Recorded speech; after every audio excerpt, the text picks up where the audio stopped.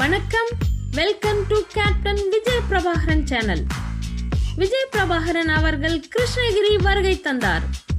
தம்பி விஜய் பிரபாகரன் அவர்களுக்கு சிறப்பான வரவேற்பு அளிக்கப்பட்டது. மக்கள் அவரை சூழ்ந்து கொண்டு கேப்டன் கேப்டன் என ஆரவாரமிட்டனர். கேப்டனை பார்ப்பது போல் விஜய் பிரபாகரனை சுற்றி வளைத்து அவருக்கு மாலை அணிவித்து சால்வை அணிவித்து மரியாதை செய்தனர்.